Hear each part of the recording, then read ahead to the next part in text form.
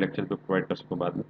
Okay, so our web app कह लें या आर वेबसाइट कह लें, तो ये आपने अगर टाइटल में लिखा तो ये आपको यहाँ पे शो होगा।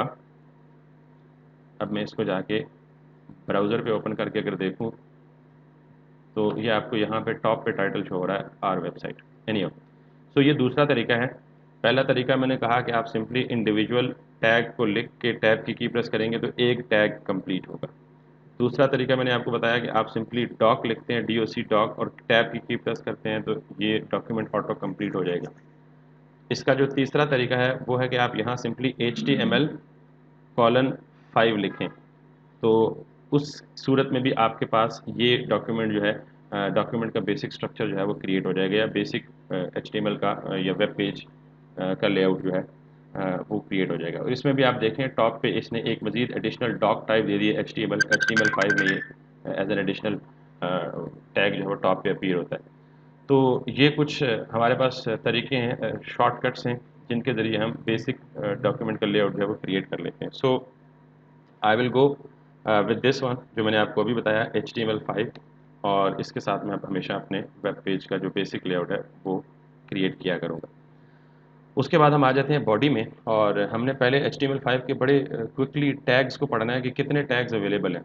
उससे पहले आप ये जान लें कि किसी भी टिपिकल वेबसाइट के ऊपर जो इन्फॉर्मेशन प्रेजेंट की जाती है उसकी एक ख़ास टाइप्स होती हैं। मिसाल के तौर पे अगर हम किसी वेबसाइट को देखें तो या तो उस पर मौजूद इन्फॉर्मेशन टेक्सचुअल फॉर्म में होगी, सिंपल टेक्स्ट की फॉर्म में होगी, या किसी वेबसाइट पे इन्फॉर्मेशन हेडिंग्स की फॉर्म में होगी, या इमेजेस की फॉर्म में होगी, या टेबुलर फॉर्म में होगी, या लिस्ट्स की फॉर्म में होगी, और या फिर कोई इनपुट एलिमेंट्स होंगे, जैसे इनपुट बॉक्स हो गया, जैसे बटन हो गया जिस पर क्लिक कर सकते हैं आप, जैसे रेडियो बटन हो गया, जैसे चॉइसेस सेलेक्ट करने के लिए आपके पास चेक बॉक्सेस हो गए। सो हम सबसे पहले शुरू करते हैं बिल्कुल सिंपल। अगर हमने कोई टेक्स्ट लिखना हो तो मैं सिंपली P लिखा, टैब का बटन दबाया कीबोर्ड से, तो मेरे पास P का टैग ऑटो कंप्लीट हो गया। इसके अंदर मुझे कुछ भी टेक्स्ट लिखना है। अब यहाँ पे एक और shortcut just for the rapid development आपसे शेयर करता चलूँ कि मैंने ये डमी टेक्स्ट लिखा, यहाँ आके रिफ्रेश किया तो ये टेक्स्ट एज इट इज़ मेरे ब्राउज़र पे अपीयर हो गया। बट हर दफ़ा या in fact most of the times मेरे पास टेक्स्ट टाइप करने के लिए इतना टाइम नहीं होता नॉर्मली कि मैं मैनुअली टाइप करूँ टेक्स्ट और फिर आउटपुट में चेक करूँ कि how does this text actually look like on the web page. तो उसके लिए यहाँ एमिट जो एक्सटेंशन है विजुअल स्टूडियो कोड की, वो हमें एक और फीचर देती है कि LOREM लॉरम लिखेंगे आप और टैब की अगेन प्रेस करेंगे तो ये आपको डमी टेक्स्ट जनरेट करके दे देगा। अब इस डमी टेक्स्ट का मतलब कुछ भी नहीं है, लेकिन ये वर्ल्ड वाइड स्टैंडर्ड है कि आप वेब डिज़ाइन करें या ग्राफिक डिज़ाइन करें तो उस दौरान ये लॉरम इप्सम टेक्स्ट को एज अ डमी टेक्स्ट आप अपने प्रोजेक्ट्स में इस्तेमाल कर सकते हैं। और जब ये वेबसाइट कंप्लीट करके आप क्लाइंट्स को डिलीवर करते हैं या क्लाइंट को डिलीवर करने के जस्ट बिफोर अपने प्रोजेक्ट की कंप्लीशन के बाद आप इस डमी टेक्स्ट को रिप्लेस कर देते हैं with actual text that is given by your client for that particular website. तो जब तक हमारा डिज़ाइन कंप्लीट होता हम जस्ट सैम्पल टेक्स्ट लिख कर अपने उस वेबसाइट पे क्लाइंट को जो है वो दिखा सकते हैं, या जिसके लिए हम काम कर रहे हैं उनको हम दिखा सकते हैं। एनीवे, सो ये जो लॉरम इप्सम टेक्स्ट है इसमें एक और फीचर भी है कि आप सिर्फ लॉरम इप्सम लिखेंगे तो ये एक pre defined set of words आपको जनरेट करके देगा एज अ सिंपल टेक्स्ट। लेकिन अगर आप चाहते हैं कि आपको ज़्यादा टेक्स्ट चाहिए तो मैं इसे लॉरम की जगह लॉरम और आगे नंबर ऑफ़ वर्ड्स स्पेसिफाई कर दूंगा। नाउ दिस 200 का मतलब ये है कि लॉरम मुझे टेक्स्ट कितना जनरेट करके दे, 200 वर्ड्स जनरेट करके दे। Now if I click save and अब देखें आप कि ये मुझे इसने 200, मैं इसको कोलैप्स कर देता हूँ साइड पैनल को ताकि मुझे ज़्यादा अच्छी तरह वाज़ेह तौर पे दिखे। सो नाउ अब मुझे 200 वर्ड्स की जो टेक्स्ट है वो जनरेट करके दिया लॉरम ने, और अगर मैं इसे रिफ्रेश करूँ तो यहाँ पे मुझे अपीयर भी हो रहा है। ठीक है, सो नाउ हमारा सबसे पहला टैग जो था वो P का था, और मैंने आपको ये कहा कि if I open a sample website just I did it in yesterday's class, तो इस या कोई और भी सैम्पल वेबसाइट ले लें। Let me open another website just to show you something.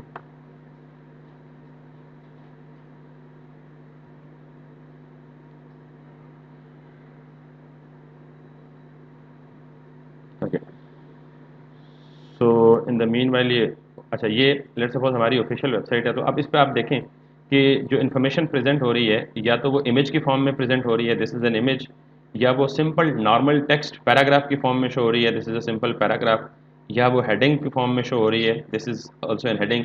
फिर हेडिंग के भी आगे लेवल्स होते हैं, ये थोड़ी सी बड़ी हेडिंग है, ये उससे कंपैरेटिवली छोटी हेडिंग है। या फिर हमारी वेबसाइट पे आइकन्स अपीयर होते हैं, या बटन की फॉर्म में इंफॉर्मेशन होती है। फिर आप देखें मेन हेडिंग, उसकी सब हेडिंग, फिर पैराग्राफ। तो मैं जो बात कन्वे करने की कोशिश कर रहा हूँ वो ये कि जब आप वेबसाइट बनाते हैं तो एक टिपिकल वेबसाइट में आपकी इन्फॉर्मेशन को डिफरेंट अंदाज में प्रेजेंट किया जाता है, डिपेंड करता है रिक्वायरमेंट क्या। So what if I want to add heading, तो हेडिंग के लिए मुझे H1 का टैग देता है HTML। तो अगर मैं H1 लिख कर टैब की प्रेस करूँगा तो यहाँ पे मेरे पास एक हेडिंग क्रिएट हो जाएगी। मैं कुछ भी यहाँ पे सिंपल टेक्स्ट लिख देता हूँ, फॉर एग्जांपल इंट्रोडक्शन। ये हेडिंग जो है H1 से लेके H6 तक 6 वेरिएशंस हैं, और हम देख लेते हैं उन 6 वेरिएशंस को। सबसे बड़ी हेडिंग या जो मेन हेडिंग है that is with H1, and then उसके बाद अगर हम इसको कॉपी करके इसके नीचे या बिल्कुल उसी के नीचे पेस्ट कर दें और ये चेक करें कि हेडिंग 2 कैसी लगती है, कैसी दिखती है, तो हेडिंग 2, इसको हम कह सकते हैं लेवल 2 हेडिंग, या हेडिंग 1 की सब हेडिंग भी कह सकते हैं आप। सो ये कंपैरेटिवली उससे साइज़ में थोड़ी सी छोटी है। एंड देन इसी तरह हम H1 से लेके H6 तक 6 वेरिएशंस हमारे पास अवेलेबल हैं हेडिंग्स की। सो H3, H4, H5 and then H6, ये मेरे पास 6 वेरिएशंस हेडिंग की हैं। और अगर मैं आप जैसे रिफ्रेश करूं तो now you can look at the difference. हम ज़्यादातर H3 या H4 लेवल तक जाते हैं हेडिंग्स की, हमें H5 और H6 की ज़रूरत नहीं पड़ती। बहरहाल there are options are available in fact, तो अगर आप यूज़ करना चाहें, आपकी कोई रिक्वायरमेंट है तो आप इनको इस्तेमाल कर सकते हैं। सो ये हमारा दूसरे टैग का इंट्रोडक्शन था, heading. I am just removing it to introduce something else. So मेरे पास ये सिंपल डॉक्यूमेंट है। अब जो तीसरा टैग मैं इंट्रोड्यूस करवाने लगा हूँ दैट इज़ सिंपल। अक्सर ये होता है कि आपने किसी वेबसाइट पे अगर जाएं तो उस पर लिंक्स होते हैं, यानी आप उन लिंक्स पे क्लिक करें तो किसी दूसरे पेज पे मूव कर जाएं। फॉर एग्जांपल यहाँ पे मेरे पास लिंक है, अगर मैं इस पर क्लिक करता हूँ तो मैं किसी दूसरे वेब पेज पे मूव कर जाऊँगा। इसी तरह अगर मैं इस पर क्लिक करता हूँ तो मल्टीपल क्लिकेबल लिंक्स होते हैं आपके एक वेब पेज पे। इसी तरह अगर आप फेसबुक की एग्जांपल देखें तो फेसबुक पे भी हर तकरीबन जो भी टेक्स्ट आपको लिखा होगा, मेजॉरिटी टेक्स्ट जो है वो क्लिकेबल होगा, यानी अगर हम उन पर क्लिक करेंगे तो हमें वो किसी दूसरे पेज पे मूव लेके जाएगा या मूव कर कर जाएगा। तो ये जो लिंक्स हैं ये हम क्रिएट करने के लिए सिंपल ए टैग लिखते हैं। So now A tag, A stands for anchor tag. तो ए टैग के साथ चूंकि सिंपली पहले अगर मैं इसके अंदर कुछ भी लिख दूं यहाँ पे टेस्ट लिंक, तो जो इन टैग्स के अंदर मैं टेक्स्ट लिखता हूँ ये हमें एक्चुअली सामने ब्राउज़र पे अपीयर होता है, जस्ट लाइक दैट, ये अपीयर होता है टेस्ट लिंक। और इसके साथ ही जो मैंने एक एडिशनल चीज़ लिखी या वैल्यू लिखी, हम इसको कहते हैं attribute.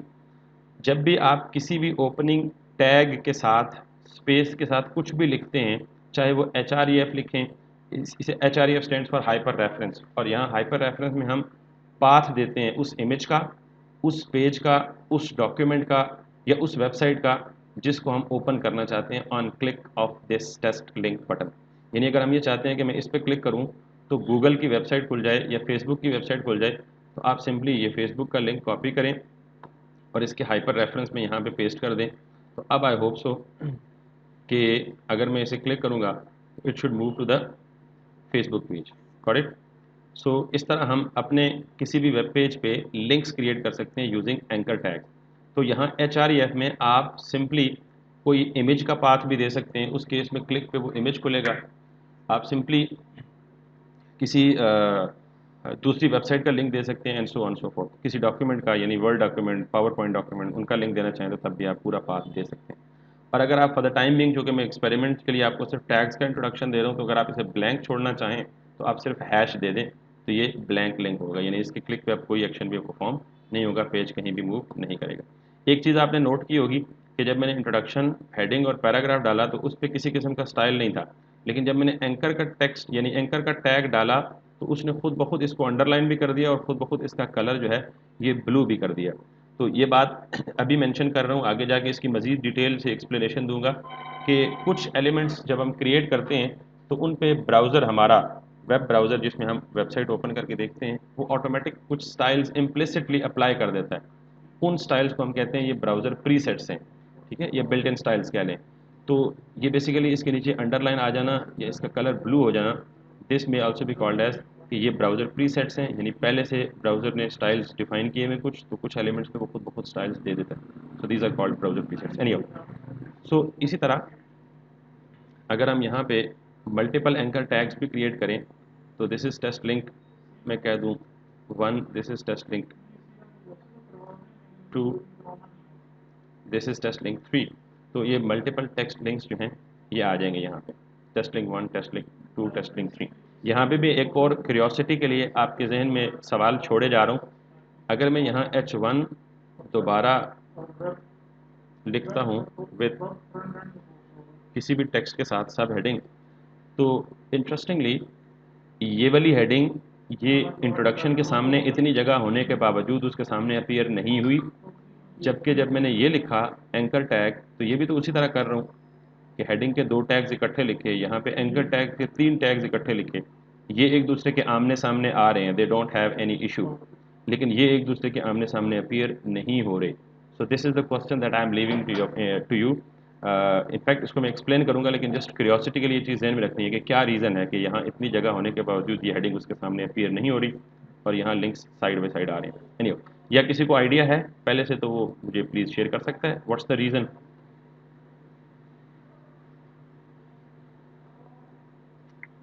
Anybody from the participants? Okay, I guess नहीं आइडिया, नो तो कर दे प्लीज।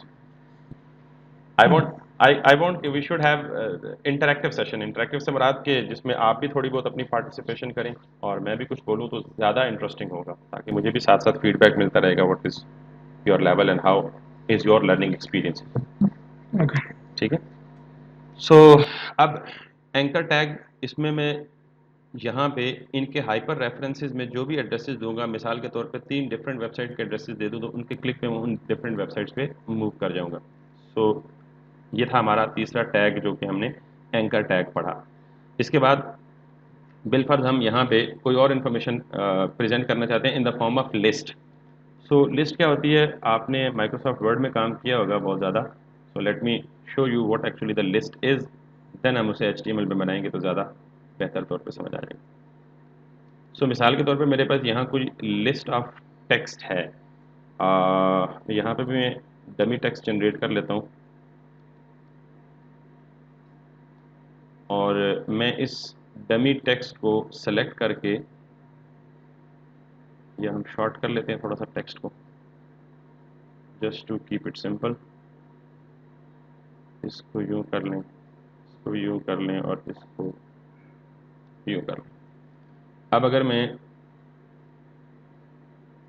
अक्सर आपने देखा होगा इन्फॉर्मेशन इस तरह लिस्ट की फॉर्म में आती है, यानी जब भी मैं कोई नया टेक्स्ट लिखूंगा तो वो एक नया बुलेट आ जाएगा या उसके आगे एक नया नंबर आ जाएगा। जिन लोगों ने वर्ड यूज़ किया है वो अक्सर इस चीज़ से वाकिफ़ होंगे, या वैसे भी नॉर्मल वर्ड में आप कोई सपोज़ घर का सौदा सलफ कहीं लेने जाते हैं तो वो घर में जितने आइटम्स आपको रिक्वायर्ड होते हैं सारों की एक लिस्ट बना के पर्ची पे एक चिट्ठी पे देते हैं, तो that is called a list.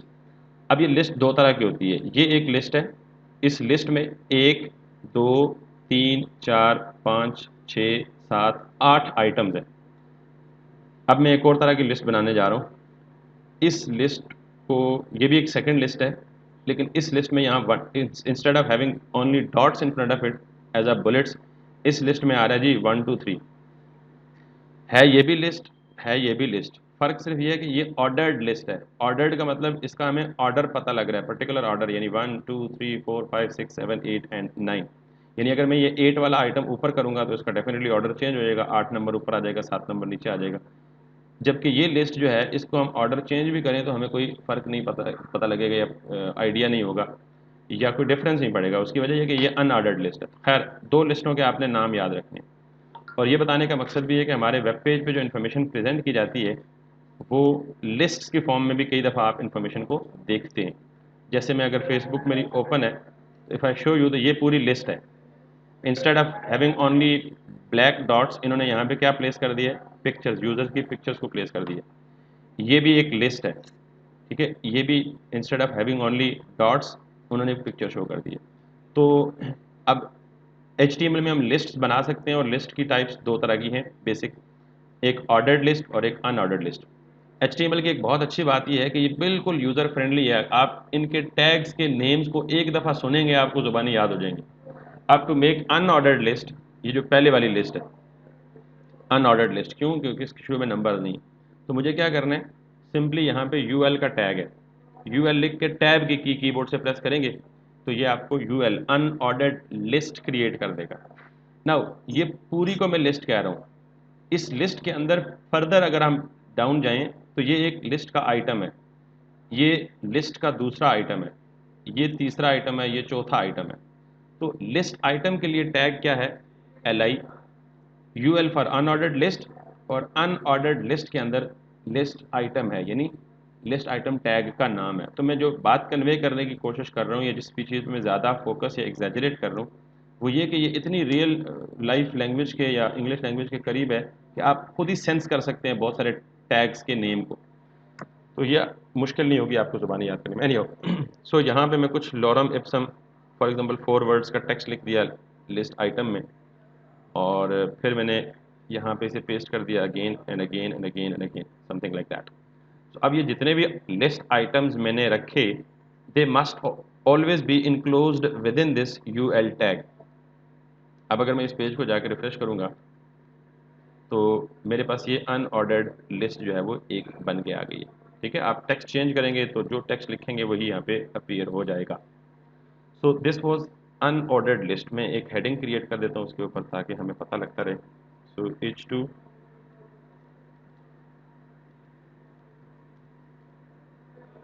Unordered list. इसके बाद what I am going to do is कि अगेन H2, और अब मुझे बनानी है ordered list. So ordered list के लिए अब आपको गेस करना चाहिए कि जी हम टैग कौन सा होगा। अगर अनऑर्डर्ड लिस्ट के लिए UL है तो ऑर्डर्ड लिस्ट के लिए obviously there must be a tag something like OL, O for ordered, L for list. और inside it just like this above case हमारे पास LIs, जितने मर्जी हम LIs ऐड कर लें। So if I write some lorem ipsum over here, तो यहाँ पे अगेन इसको भी कॉपी पेस्ट कर दें 4-5 दफ़ा। सो यू विल सी कि यहाँ पे अनऑर्डर्ड लिस्ट आ गई, ये हेडिंग मैंने जो दी थी, और उसके नीचे ये सारी अनऑर्डर्ड लिस्ट और उसके लिस्ट आइटम। इसी तरह मैंने ऑर्डर्ड लिस्ट दी और उसके भी 1 2 3 4 5 6 7 एंड 8। ओके जी। तो हमारी वेबसाइट पे जो इन्फॉर्मेशन अपीयर होती है उसमें हमने 3-4 टाइप्स की इन्फॉर्मेशन का जिक्र किया कि इस तरह से मुख्तलिफ टैग्स को इस्तेमाल करके इन्फॉर्मेशन को मुख्तलिफ जगहों पे वेबसाइट या वेब पेज के मुख्तलिफ सेक्शंस में इनको प्लेस किया जाता है। सो मूविंग अहेड, हम अगला जो पढ़ेंगे थोड़ा सा इंटरेस्टिंग है, and that is adding image. कि हम अपनी वेबसाइट पे या अपने वेब पेज पे इमेज कैसे ऐड कर सकते हैं। जैसे देखें, हर वेबसाइट कोई भी ऐसी नहीं है आजकल के दौर में, मेरे ख्याल में वेबसाइट या हार्डली कोई ऐसी होगी कि जिस वेबसाइट पे इमेजेस ना हों, क्योंकि images add beauty to your web design always. So यहाँ पे देखें या यहाँ पे देखें, कोई भी पर्टिकुलर या प्रोफेशनल वेबसाइट देख लें तो उसमें इमेजेस जो है वो बहुत ज़्यादा तादाद में इस्तेमाल होते हैं। So how to add images to your web page. अच्छा, इमेजेस को ऐड करने से पहले मैं एक और इंटरेस्टिंग बात या इम्पॉर्टेंट बात आपके साथ शेयर करूँगा कि हमने जब ये HTML शुरू की तो हमने एक फ़ोल्डर बनाया, और मैंने आपको पहले दिन भी ये बात बड़ी ताकीद के साथ बताई थी कि जब भी आप नया प्रोजेक्ट बनाएं तो उसके लिए एक नया फ़ोल्डर रखें, और हमेशा उस प्रोजेक्ट से मुताल्लिक जितनी चीज़ें भी आपको चाहिए या रिक्वायर्ड हैं या उसमें शामिल करनी है आपने, वो सारी इस फ़ोल्डर के अंदर रखें। So what I mean to say is कि मुझे अब अपने इस पेज पे एक इमेज लगाना है, यहाँ पे कोई पिक्चर लगानी है, कोई तस्वीर लगानी है। सो what I can do is कि सबसे पहले मुझे ये देखना है कि मैंने कौन सी पिक्चर लगानी है। तो let me take a picture कहीं से, मेरे पास पिक्चर्स यहाँ पे कुछ सेव्ड हैं। So just to give my introduction to you people, let me place my own picture over here. हम later on down the line जो है वो अपनी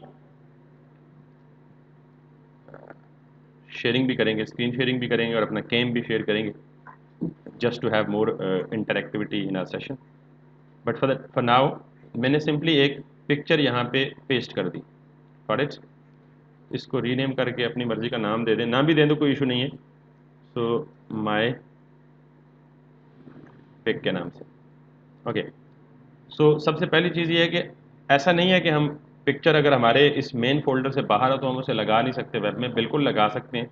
but it's always a good practice and recommended practice कि जितने भी आपको images अपने वेब पेज पे लगाने हैं तो आप उन इमेजेस को अपने फोल्डर के अंदर आके रखें।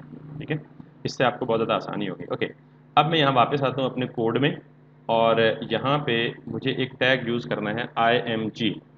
नाउ मैंने आपको कहा था कि ये जो टैग्स HTML में हैं ये बिल्कुल आप नॉर्मल लैंग्वेज से करीब तरीन है, तो हम इजीली गेस कर सकते हैं, उनको याद रख सकते हैं। इमेज का टैग मैंने लिखा, टैब की प्रेस की, उसने ऑटो कंप्लीट कर लिया।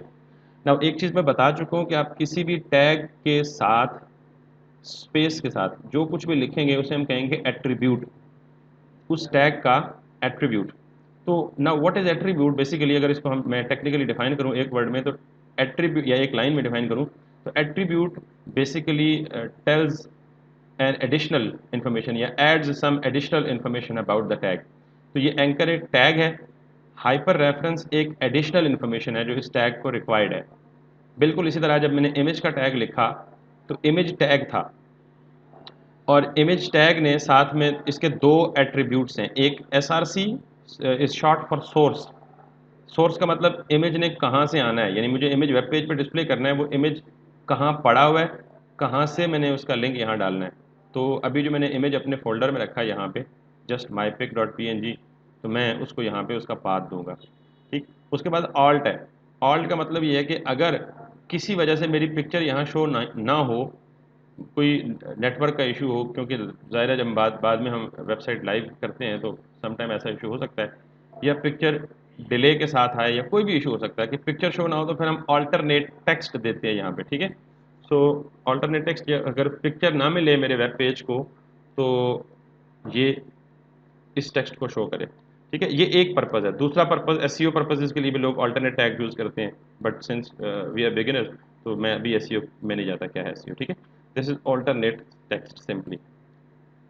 सो अगर मैं यहाँ पे अपने उसको पेज को रिफ्रेश करूँ तो देखें मैंने अभी इमेज का सोर्स नहीं दिया था, यानी मैंने अभी इसे बताया ही नहीं कि मैं यहाँ कौन सा इमेज लगाना चाहता हूँ। तो उसने क्या दे दिया, मुझे जो ऑल्टरनेट टेक्स्ट था वो दे दिया उसने यहाँ पे, और इमेज के लिए हल्का सा प्लेस होल्डर डाल दिया। So now back to the source attribute of the image tag. इस सोर्स एट्रीब्यूट में हम बेसिकली वो इमेज लगाते हैं, जो भी चाहे लगा सकते हैं, लेकिन इस केस में हमने एक ही सेव किया हुआ मैपिक। तो यहाँ पे हम पाथ देते हैं। नॉर्मली आप जो किसी भी फाइल का पाथ या किसी भी इमेज का जो पाथ होता है वो रूट से स्टार्ट होता है। नॉर्मली हम अगर देखें कमांड प्रॉम्प्ट में या CMD में, तो यहाँ पे अगर देखें पाथ इस तरह बनता है, सबसे पहले C:/, इसका मतलब है ये जो C है ये ड्राइव लेटर है। ये आपके सिस्टम में जितनी ड्राइव्स होंगी उतने ड्राइव लेटर हो सकते हैं, C, D, E, F, C drive, E drive, F drive, G drive. उसके बाद स्लैश के बाद जो कुछ भी आता है वो फोल्डर का नाम होता है, या इसे हम डायरेक्टरी नेम भी कहते हैं। फोल्डर का वैसे टेक्निकली डायरेक्टरी नेम होता है, या फोल्डर को ही हम डायरेक्टरी कहते हैं, ये कह रहे हैं। तो C ड्राइव के अंदर यूजर्स का एक फोल्डर या डायरेक्टरी है, और उसके अंदर SDRYA यानी उसके अंदर एक सब डायरेक्टरी है, सब फोल्डर है। खैर बात कहने का मकसद ये है कि ये पाथ बनता है पूरा। सो यहाँ पे मुझे अब क्या देना है, इमेज का पाथ देना है। इमेज कहाँ पड़ा हुआ है, मेरे करंट फोल्डर में पड़ा हुआ है। करंट फोल्डर का मतलब जिस फोल्डर में अभी काम कर रहा हूँ। तो मुझे करंट फोल्डर का पाथ देने के लिए सिंपली डॉट दे दूँ तो इसका मतलब है करंट फोल्डर, स्लैश दे दूँ तो इसका मतलब करंट फोल्डर के अंदर, और करंट फोल्डर के अंदर जो कुछ पड़ा हुआ है उसने मुझे दोनों हिंट्स में दे दिए कि एक index.html पड़ा हुआ है, एक mypic.png पड़ा हुआ है। तो मैंने क्योंकि mypic.png लगाना है तो मैंने इसे इंटर कर दिया, तो ये इमेज का पाथ जो है वो मैंने यहाँ सोर्स में दे दिया। So now if I go back and refresh this page, I will be having that picture. अब ऑल्टरनेट टेक्स्ट यहाँ पे नहीं आया क्योंकि उसे पिक्चर मिल गई, तो now it has displayed a picture over here. So this way we can add 1 picture, 2, 3, 4 और मैनी इन फैक्ट। एक सवाल अभी आपके जहन में आ रहा होगा जी कि हम इस पिक्चर का साइज़ बड़ा करना चाहें, छोटा करना चाहें, इसके बॉर्डर्स को राउंड करना चाहें, वगैरह वगैरह वगैरह। तो everything can be done in fact. और ऊपर भी आपके जहन में सवाल होगा कि हम इनका कलर चेंज करना चाहें, बैकग्राउंड वगैरह चेंज करना चाहें, तो सब कुछ हम CSS में करेंगे। जस्ट एक आध क्लास के बाद हम CSS भी स्टार्ट करेंगे। ओके। सो अब आपने एक और चीज़ नोट करनी है जी, कि यहाँ पे जब मैं बाकी कोई भी टैग लिखता हूँ तो उसका opening and closing pair tag होता है। ये पहला टैग है गालिबन, if I am not wrong, ऊपर हमने कोई ऐसा टैग नहीं पढ़ा। यस, ये पहला टैग है जिसका क्लोजिंग टैग कोई भी नहीं है। तो इंट्रोडक्टरी लेसन में मैंने कहा था टैग्स की दो टाइप्स हम पढ़ेंगे, एक पेयर्ड टैग्स और एक अनपेयर्ड टैग्स। नाम से जाहिर है, सेल्फ एक्सप्लिसिट है कि जी पेयर टैग्स वो होते हैं जिनका ओपनिंग एंड क्लोजिंग दो यानी जोड़े की शक्ल में होते हैं, यूँ कह लें सादा जुबान में। अनपेयर्ड वो होते हैं जिनका क्लोजिंग टैग कोई नहीं होता, वो ओपनिंग टैग में ऑल इन ऑल होते हैं। ठीक है, तो ये इमेज जो है, हमने जितने टैग्स अभी तक पढ़े हैं उनमें से पहला टैग ये है जो अनपेयर्ड है। ठीक है, अनपेयर्ड टैग को सेल्फ क्लोजिंग टैग भी कहते हैं बाजू का। सेल्फ क्लोजिंग टैग इसलिए कि ये अपने ही टैग में एंड पे स्लैश दे दें तो ये क्लोजिंग टैग। ठीक है, तो this is also a valid way. ये अनपेयर्ड टैग या सेल्फ क्लोजिंग टैग, ये टैग अपने ही अंदर क्लोज हो गया, इसके लिए सेपरेट कोई अलग से क्लोजिंग टैग नहीं है। सो जब मजीद कोई अनपेयर्ड टैग आएंगे तो मैं साथ साथ एक्सप्लेन करूंगा। For now this image. अब इसी तरह अगर मुझे मल्टीपल पिक्चर्स या इमेजेस लगाने हों तो मैं यहाँ पे इसको कॉपी पेस्ट करूंगा और सिर्फ एक चीज़ चेंज करनी होगी यहाँ पे, सॉरी दो, यहाँ पे ये और यहाँ पे ऑल्टरनेट टेक्स्ट। ठीक है, चाहें तो आप ये सेम भी रख सकते हैं और चाहें तो ये आप ब्लैंक भी छोड़ सकते हैं फॉर द टाइम भी। अब मुझे एक चीज़ चेंज करनी होगी यहाँ पे, सिर्फ इमेज का path. Since I don't have another image over here, अगर मुझे लगाना ही है तो let me copy this picture again और इसको हम टेस्ट कह देते हैं। इसको कॉपी करके ये यहीं से ड्रैग एंड ड्रॉप करके इस फोल्डर में डाल देते हैं। ठीक है, और यहाँ हम आएंगे तो हमारे पास यहाँ ये फोल्डर में वो पिक्चर आ गई टेस्ट डॉट जेपीजी के नाम से। अब अगर मैं इस पाथ को रिमूव कर दूँ जो मैंने यहाँ पे पहले से लिखा हुआ था, दोबारा से डॉट डालूँ, स्लैश डालूँ, तो टेस्ट डॉट जेपीजी जो है ये मुझे मिल जाएगा। और if I refresh this page so I will be having that page. It's too bigger, in fact आप ये देखेंगे यहाँ पे ये पेज को चीर फाड़ के बाहर निकल गया। So no need to worry about that. हम इसके साइज़ को कंट्रोल कर सकते हैं और हम इनफैक्ट करेंगे भी। बल्कि अभी फॉर द टाइम बिंग चूँकि हमने CSS नहीं पढ़ी तो आप छोटा सा एक देख ही लें हिंट कि हम HTML में भी इसका साइज़ दे सकते हैं। मिसाल के तौर पे मैंने इसे विड्थ दी जी 200 सिंपली, तो इट इज़ नाउ कंट्रोल। ठीक है, 200 पिक्सल्स बहुत छोटा साइज़ हो गया। So let me give it a size of 800। This is what. So अभी हमारे पास दो पिक्चर्स ऐड हो गई। ठीक है, सो हम इस तरह से साइज़ भी कंट्रोल कर सकते हैं, but we will control the size and the height and the width and the colours and the other properties in CSS in fact, इसलिए मैं इस पर ज़्यादा बात नहीं करूँगा। यहाँ पे ये विड्थ भी एक एट्रीब्यूट है। Anything that comes within the opening tag in addition to the tag itself is known as the attribute of the tag। ठीक है, और normally attribute of the attribute जितने भी होंगे उनको लिखने का तरीका ये होगा, एट्रीब्यूट नेम और साथ में opening and closing double quotes, और उन डबल कोट्स के अंदर उस एट्रीब्यूट की वैल्यू लिखते हैं। Okay, so next thing is image के बाद हमने अभी क्या करना है, हमारे पास क्या most common type of information में से और क्या चीज़ रह गई। हमने लिस्ट्स भी कवर कर ली, इमेजेस भी कवर कर ली, एक वीडियो है, मैं इंटेंशनली अभी वीडियो को नहीं डाल रहा। नॉर्मली वीडियो को हम अपने वेब पेजेस पे डायरेक्टली नहीं ऐड करते जिस तरह इमेजेस या बाकी चीज़ों को ऐड करते हैं। उसकी वजह यह है कि हमारा जो वेब पेज जब हम इसे होस्ट करते हैं तो हम अपनी जो वीडियो है लोकली होस्टेड उसका साइज़ बहुत ज़्यादा हो सकता है और वो हमारे सर्वर पे है, हो सकता है उतनी स्पेस ना हो। तो नॉर्मली हम ये करते हैं कि हम यूट्यूब या Vimeo या किसी और रिसोर्स से वीडियो एम्बेड करते हैं। तो बड़ा सादा सा सिंपल सा तरीका है एक लाइन का। I will share it later. So for now what I can do is के okay, for example what if I go and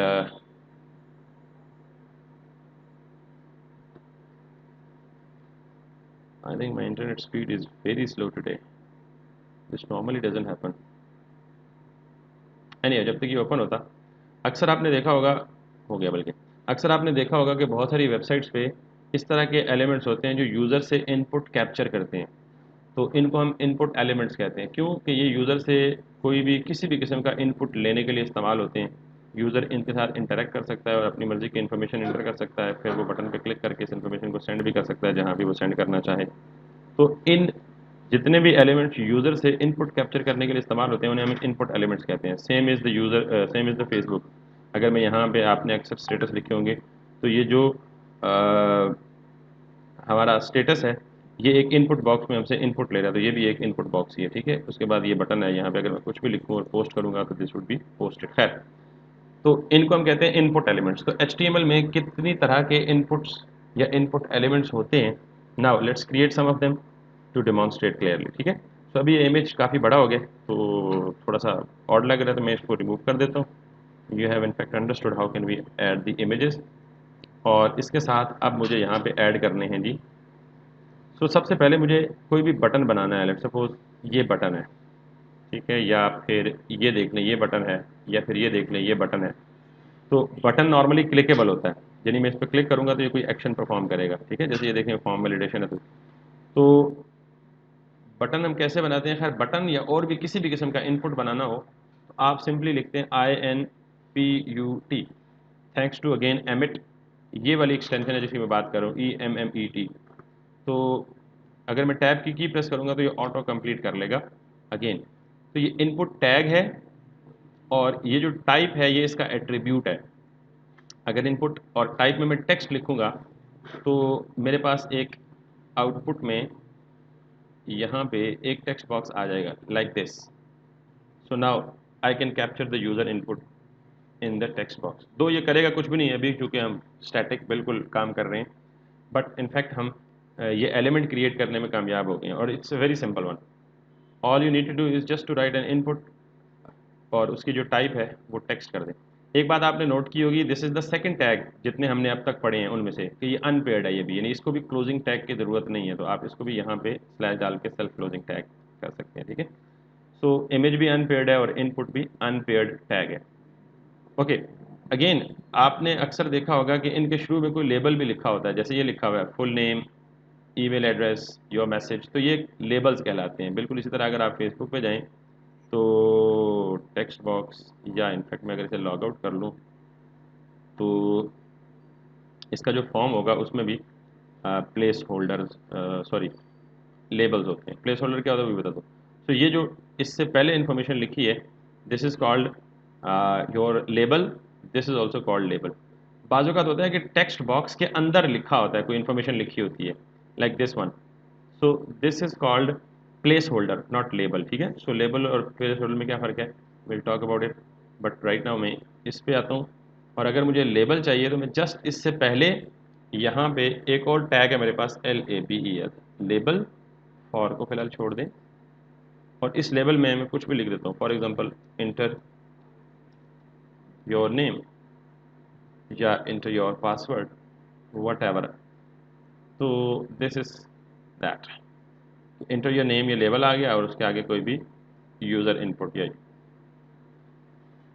okay, यहाँ पे मुझे लेट सपोज ये चाहिए कि ये अभी इन पे इमेज के सामने ही आ रहा है, इंटर योर नेम, और सारा कुछ एक ही लाइन में आई जा रहा है। तो मैं फॉर द टाइम बीइंग ये चाहता हूँ कि ये इंटर योर नेम और ये टेक्स्ट बॉक्स नीचे आए, अलग लाइन में आए, सेपरेट लाइन में आए। सो what I can do that, दो कि ये बहुत ज़्यादा यूज़ नहीं होता, नहीं करना चाहिए, बट चूँकि मुझे अभी बाकी CSS वगैरह नहीं पड़ा, तो BR का टैग है, BR for break.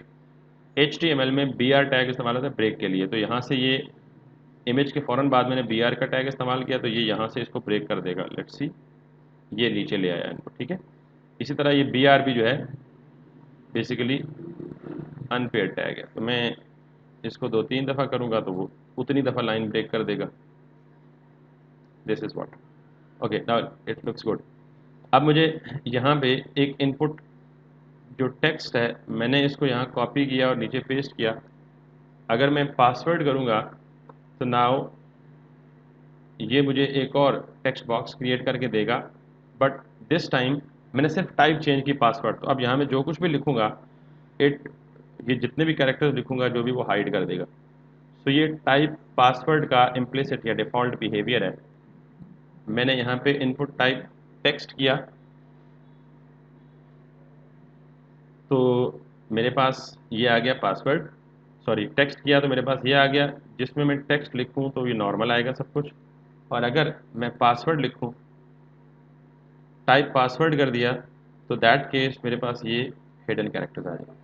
Just 1 minute hold कीजिएगा प्लीज़।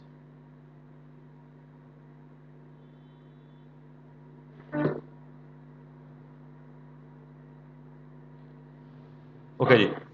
सो नाउ यहाँ पे मुझे अब क्या करना है कि इसी तरह मैं इसी इनपुट को दोबारा पेस्ट करता हूँ और यहाँ टेक्स्ट पासवर्ड हो गया, यहाँ पे मैं ईमेल लिख देता हूँ। सो इनपुट टाइप ईमेल अगर मैं लिख देता हूँ तो इंटरेस्टिंगली यहाँ पे मैं पास, अब यहाँ पे बेसिकली ये लिख तो रहा है, नॉर्मल टेक्स्ट एक्सेप्ट कर रहा है, लेकिन जब मैं लेटर ऑन बटन बनाऊंगा यहाँ पे और बटन पे क्लिक करूंगा फॉर्म को सबमिट करने के लिए, तो जब तक ये ईमेल वैलिड नहीं दूंगा, यानी मैं कोई डमी टेक्स्ट लिखूंगा तो ये सबमिट नहीं करने देगा जब तक मैं प्रॉपर @साइन और पूरा वैलिड ईमेल नहीं लिखूंगा तब। यानी I can demonstrate you right over here. अगर मैं यहाँ टेक्स्ट लिख देता हूँ, यहाँ भी टेक्स्ट लिख देता हूँ, तो ये देखें ये आ रहा है please include an in the email address, ASD is missing in. तो इसका मतलब ये है कि जब तक मैं वैलिड ईमेल एड्रेस नहीं लिखूंगा तब तक ये मुझे अलाउ नहीं करेगा। सो नाउ दिस इज़, अब इस पे एरर ख़त्म हो गया, नीचे वाले पे आ रहा है।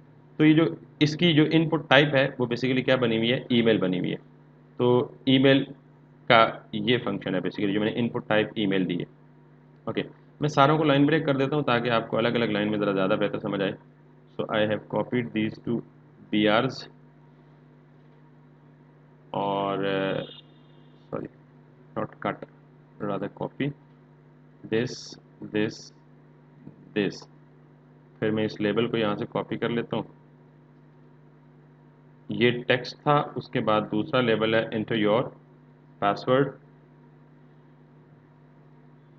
फिर यहाँ पे this is the third label that is inter your email. तो यूँ आप फॉर्म कंस्ट्रक्ट कर सकते हैं इस तरह से, ठीक है। अभी अगेन आपके जहन में एक छोटा सा सवाल होगा, यार ये एक आगे शो हो रहा है, एक पीछे शो हो रहा है, एक की लेंथ ज़्यादा है, एक की कम है। तो you again don't have to worry about it. CSS basically styling के लिए इस्तेमाल होती है। तो अभी मैं सारे वो एलिमेंट्स या कंपोनेंट्स पढ़ा रहा हूँ जो हमारे वेब पेज के लेआउट बिल्डिंग में इस्तेमाल होते हैं। So now this is good so far. और अब हम अगर मज़ीद कुछ इनपुट्स का जिक्र करें तो हमारे पास, let me copy and paste it again because I have to make change only here. अगर मैं इसे कर दूं इनपुट टाइप रेडियो, जैसे select your gender. So now what you can do is कि यहाँ पे जैसे लिखा हुआ है फीमेल, मेल और कस्टम, तो ये बेसिकली क्या है, you don't have to focus on it on this particular thing, ठीक है, जो ड्रॉप डाउन हो रहा है। मैं जस्ट रेडियो बटन की फंक्शनलिटी पे देखें बिकॉज वो जावास्क्रिप्ट में। सो अब रेडियो बटन ये होता है कि अगर आपको मल्टीपल ऑप्शन में से एक वक्त में किसी एक ऑप्शन का इंतखाब करना हो तो तब आप रेडियो बटन का इस्तेमाल करते हैं, ठीक है। और रेडियो बटन बनता कैसे है हमारे कोड में, सिंपल इज़ दैट, इनपुट लिखें, टाइप इक्वल्स टू रेडियो लिखें, तो ये आपको, मैं लाइन ब्रेक हटा देता हूँ, इसे रिफ्रेश करता हूँ, तो यहाँ पे ये सेलेक्ट योर जेंडर। अब सवाल ये है कि इसके साथ जिस तरह ये लिखा हुआ है ना फीमेल या मेल, तो ये नहीं आ रहा। तो आप सिंपली यहाँ पे या तो एक और लेबल लिख लें या सिंपली वैसे ही टेक्स्ट लिख लें। तो चूंकि मैंने मना किया कि जो कुछ भी लिखना है आपने वो आपने कोशिश करनी है कि टैग्स के अंदर लिखना है, तो आप यहाँ पे लेबल लिख लें बिकॉज हम ये जो फीमेल टेक्स्ट है ये रेडियो बटन के जस्ट आफ्टर शो कराना चाहते हैं, यानी उसके फ़ौरन बाद, ठीक है। सेलेक्ट योर जेंडर, मैं यहाँ लाइन ब्रेक कर देता हूँ ताकि आपको क्लियर अंडरस्टैंडिंग हो। ओके, नाउ मेरे पास एक आ गया ऑप्शन फीमेल का। अब मैं अगर इसी को कॉपी करूँ, simply input type radio copy करूँ, यहाँ पे पेस्ट कर दूँ, अगेन मेरे पास रेडियो आ गया और इसको मैं कर देता हूँ मेल एंड थर्ड टाइम मैं कर देता हूँ इसको custom. So what I be now doing is के male, female, male, custom. Now there is a big problem, ये तीनों बैक वक्त तो सेलेक्ट नहीं होने चाहिए, दिस इज अनॉमली और अ प्रॉब्लम। तो यहाँ देखें एक वक्त में एक सेलेक्ट हो रहा है, जब एक दूसरे को सेलेक्ट कर रहा हूँ तो पहला वाला डी सेलेक्ट हो जाता है, जब पहले को सेलेक्ट कर रहा हूँ तो दूसरा वाला ऑटोमेटिक डी सेलेक्ट हो जाता है। तो टू केटर दिस इशू आपको करना क्या है कि इन सारे रेडियो बटन्स को सेम नेम का एट्रीब्यूट दे देना है। Name G, G for gender, कोई भी नाम दे दें, नाम आपकी चॉइस का हो सकता है। सो मैंने दिया name G, name G, name G, तीनों को सेम नाम दें now go back and check. इसको क्लिक करेंगे और फिर इसको क्लिक करेंगे तो पहले वाला डिसेलेक्ट हो जाएगा, इसको क्लिक करेंगे तो दूसरा डिसेलेक्ट हो जाएगा। सो now this is how in fact you can design or you can create your custom या your radio buttons. So radio button basically इसलिए होता है या वहाँ एप्लीकेबल होता है जहाँ आपके पास मल्टीपल ऑप्शन हो और आपने एक वक्त में एक ऑप्शन को सेलेक्ट करना हो, तो उस केस में ये काम आता है। What if excuse me, what if कि अगर आपको आपके पास एक से ज़्यादा ऑप्शन सेलेक्ट करने की ख्वाहिश हो, यानी आपका जो केस सिनेरियो है ये हो कि आपके पास मल्टीपल ऑप्शन हैं और आप यूज़र को एक वक्त में मल्टीपल सेलेक्शन की इजाज़त देना चाहते हो। For example I don't have that case over here but let me create that. तो उनको हम कहते हैं सिंपली वो इनपुट ही होता है, but that input is check box. So again input और मैंने इसे दिया G CKBOX check box.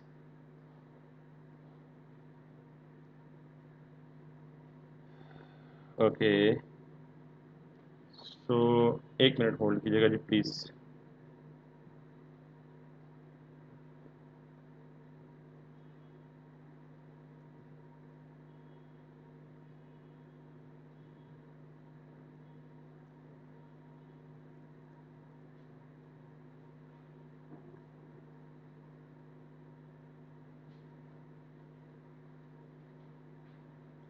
Okay, सो अगर मैंने ये चेक बॉक्स लिखा तो आउटपुट पे यहाँ पे आ गया जी चेक बॉक्स है ये। तो ये रेडियो बटन राउंड होता है नॉर्मली, चेक बॉक्स इस तरह से स्क्वायर बॉक्स होता है। सो इसका अगेन क्या यूज़ केस है, लेट मी शेयर। पहले इसे लाइन ब्रेक करके लिखता हूँ यहाँ पे। अब फॉर एग्जांपल यहाँ पे आपको अपनी हॉबीज़ लिखनी है तो इसको भी आप टेक्स्ट को हमेशा लेबल में लिख सकते हैं। Just ignore this for the time being. For example you love playing cricket, you have your second hobby over here जिसमें आप फुटबॉल या रीडिंग बुक्स या एनीथिंग या इनफैक्ट लिसनिंग म्यूज़िक एट्सेट्रा। सो अब आप अगर ये काम करेंगे तो नाउ आप चेक बॉक्सेस में से मल्टीपल आइटम्स को सेलेक्ट कर सकते हैं, जिनमें से चाहे जो ऑप्शन चाहें आप सेलेक्ट करना उनको कर सकते हैं, बाकी जो है वो डीसेलेक्टेड या अनसेलेक्टेड रहने दें। तो रेडियो बटन ये होता है कि आप मल्टीपल चॉइसेस में से एक वक्त में एक ऑप्शन को सेलेक्ट कर पाते हैं, और चेक बॉक्सेस का ये फीचर है कि आप एक ही वक्त में एक से ज़्यादा चॉइसेस को या ऑप्शंस को सेलेक्ट कर सकते हैं। सो इसके अलावा HTML5 में कुछ मज़ीद एडवांस इनपुट एलिमेंट्स भी हैं या इनपुट टैग्स भी हैं, और those are let suppose input करें और टेक्स्ट की जगह आप यहाँ डेट लिख दें, तो यूज़र जब डेट इंटर करना चाहे तो इसका लेबल भी लिख दें स्टार्ट में। फॉर एग्ज़ाम्पल मैं यहाँ पे लिखता हूँ एंटर दी डेट, और यहाँ पे आता हूँ तो आपको ये इस तरह का, मुझे थोड़ा सा स्पेस क्रिएट करना है बॉटम पे ताकि आपको चीज़ें सही क्लियरली नज़र आएँ। बिल्कुल लेफ्ट बॉटम पे चली गई। तो मैं यहाँ पे बहुत सारे BRs लिख देता हूँ just to make the space available and visible. Okay, अब ये देखें इंटर द डेट, तो यहाँ पे मैं क्लिक करूँगा तो ये ऑटोमेटिकली इस तरह का एक ड्रॉप डाउन खुलेगा जिसमें से मैं डेट सेलेक्ट कर सकता हूँ ऑटोमेटिकली। यहाँ से मैं ईयर सेलेक्ट कर लूँ, for example I need to select the birth date of a particular student, so I need to go back to the previous years. For example कोई स्टूडेंट है उसकी 2005 में जुलाई में 4 तारीख को, तो ये ऑटोमेटिकली डेट फिल होगी। तो ये जो इनपुट एलिमेंट है ये बेसिकली आपको इनपुट टाइप डेट ये फैसिलिटी देता है। Got it? So excuse me for this particular thing जो कि मैं BR बार बार यूज़ कर रहा हूँ just to make you clear the things, otherwise these are not recommended approaches. Okay, so ये थी हमारी डेट का कंट्रोल। फिर आप यहाँ पे एक और काम भी कर सकते हैं मज़ीद। हाँ, एक और है इनपुट टाइप नंबर, यानी अगर आप यूज़र को रिस्ट्रिक्ट करना चाहें कि यूज़र इस टेक्स्ट बॉक्स में सिर्फ नंबर एंटर करे, तो देखिए जब मैं टेक्स्ट एंटर कर रहा हूँ, मैं करने की कोशिश कर रहा हूँ, यहाँ वो टेक्स्ट एंटर ही नहीं कर रहा। जो ही मैं नंबर एंटर करूँगा तो ये नंबर एंटर करेगा। Got it? तो इसका मतलब ये रिस्ट्रिक्ट हो गया। एक और चीज़ है कि अब जब नंबर एंटर करूँगा तो मेरी मर्जी, चाहे मैं नेगेटिव नंबर एंटर करूँ या पॉजिटिव नंबर एंटर करूँ। तो हम HTML5 हमें बड़े रिच फीचर्स देता है कि हम इसको भी रिस्ट्रिक्ट करें कि यूज़र यहाँ पे नेगेटिव नंबर एंटर ना कर सके। ये केस वहाँ अप्लाई होता है कि मिसाल के तौर पे आप किसी को अमाउंट डोनेट करना चाह रहे हैं या अमाउंट सेंड करना चाह रहे हैं, तो हो सकता है यूज़र जानबूझ के या गैर इरादी तौर पे यहाँ पे नेगेटिव वैल्यू एंटर करे और किसी को नेगेटिव अमाउंट सेंड करना दैट डजंट मेक सेंस। तो इस केस में आप रिस्ट्रिक्ट करना चाहते हैं कि यूज़र इस इनपुट बॉक्स में नेगेटिव वैल्यू एंटर ना करे। So just again let me put some line breaks and let me add a label just to make it just to let it look more meaningful. uh, Enter an amount। और अब अगर मुझे इसे restrict करना है तो मैं यहाँ पे सिंपली एक और एट्रीब्यूट ऐड कर दूंगा, min 0।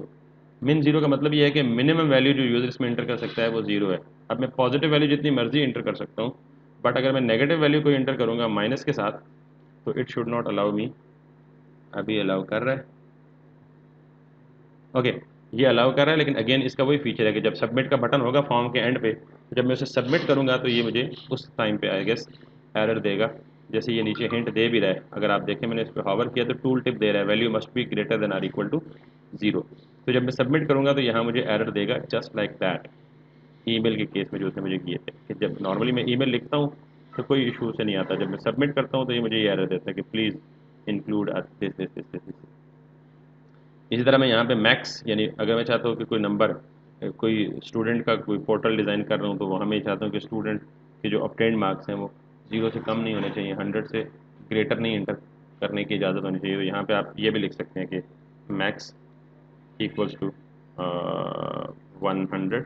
तो यानी मिनिमम वैल्यू 0 एंटर कर सकता है, मैक्सिमम 100 एंटर कर सकता है, इसके बीच में कोई भी वैल्यू उसे एंटर कर सकता है। Anyhow, so these were some of the controls, some of the text boxes that we can in fact use in the, बाकी भी हैं कुछ मज़ीद भी हैं, इनपुट टाइप टेल वगैरह, बट चूँकि काफ़ी जब हम आगे चलेंगे with the passage of time तो हम उनको साथ साथ कवर करते चलेंगे। ओके जी। सो हमने ऑलमोस्ट जो बेसिक टाइप ऑफ इंफॉर्मेशन किसी भी वेबसाइट पे अपीयर होती है, या बेसिक टाइप तो ना कहें, आप कहें कि मोस्ट कॉमनली यूज्ड इंफॉर्मेशन जो कि वेबसाइट पे प्रेजेंट की जाती है वो इन टैग्स के साथ की जाती है। अब मज़ीद कुछ लेआउट एलिमेंट्स हैं जिनको इस्तेमाल करके हम, जैसे डिव हो गया, जैसे सेक्शन का टैग हो गया, नेव हो गया, हेडर का टैग हो गया, फुटर का टैग हो गया, एंड सो ऑन, बहुत सारे और भी हैं। तो उनसे प्रॉपर लेआउट बिल्डिंग होती है। अभी ये तो एलिमेंट्स इनफैक्ट इंट्रोड्यूस करवाए हैं हमने कि हम किस तरह कोई टेक्स्ट लिख सकते हैं, किस तरह कोई इनपुट बॉक्सेस वगैरह लिख सकते हैं।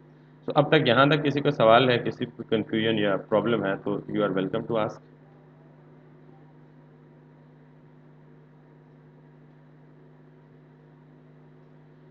कोई इशू नहीं है, नहीं बोल दें।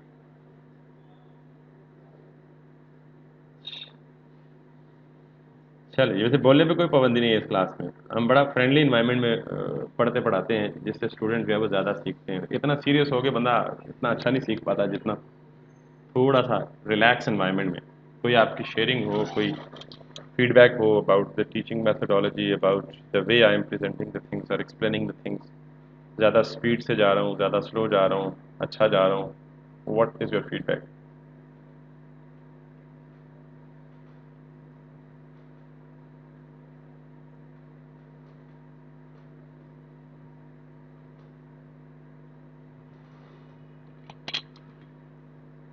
Okay.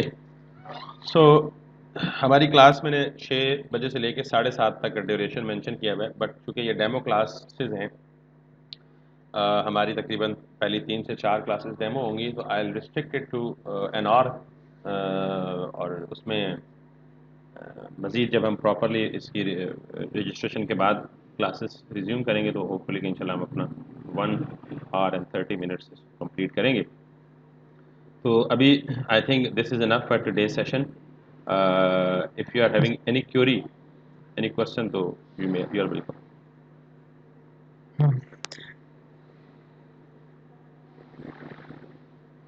Question, no query? No, so far so good. All clear. Sir just one thing, ये प्लेस होल्डर का हमें कुछ नहीं अच्छा, पड़ा ये इनपुट में, ठीक हो गया, ठीक हो गया। लेट मी, कल पढ़ेंगे। नहीं, मैं अभी एक्सप्लेन कर हाँ, देता, मैं अभी एक्सप्लेन कर ओके ओके देता। ये लेबल जो है ये टेक्स्ट बॉक्स से बाहर अपीयर होता है, जैसे ये है। और अगर मैं प्लेस होल्डर कर दूं तो वो टेक्स्ट बॉक्स के अंदर अपीयर होगा। Let's have a look, let's have a look. कोई ओके इनपुट बॉक्स कोई भी ले लें, मैं मिसाल के तौर पे फर्स्ट वन लेता हूँ। तो जिस तरह इनपुट टाइप एक एट्रीब्यूट है, उसी तरह मैं यहाँ पे एक स्पेस जनरेट करके यहाँ प्लेस होल्डर लिखूंगा, और उस प्लेस होल्डर में ओके लिखूंगा फॉर एग्जांपल योर नेम, और दिस इज व्हाट, जो कुछ भी लिखूंगा दैट डायरेक्टली कम्स हियर। और मैं जब अपना नॉर्मल टेक्स्ट लिखूंगा उस पर तो वो हट जाएगा, और जब मैं उसको हटाऊंगा तो दोबारा प्लेस होल्डर आ जाएगा। ठीक हो गया जी? Anything else? नो क्वेश्चन, ठीक हो गया। So I will end here. और मेरे बाकी डिटेल्स में ग्रुप्स में व्हाट्सएप करता रहता हूँ, भेजता रहता हूँ। आपको प्लीज़ अपनी रजिस्ट्रेशन फुलफिल करवानी है। बेशक 3 दिन की आप क्लासेस ले लें, कल की भी आपकी डेमो क्लास का सेशन है फ्री, और मैं इसे 3 दिन से 4 भी कर सकता हूँ। So after these 3 4 demo classes, if you are satisfied with this, in fact, do share it with your friends and colleagues as well, and make sure your registration process is complete. Then inshallah we will be having a very detailed and very deep uh, understanding of it. ठीक है जी? So this is ठीक है all from me. Allah Hafiz, Assalamu alaikum, and we'll see you inshallah tomorrow.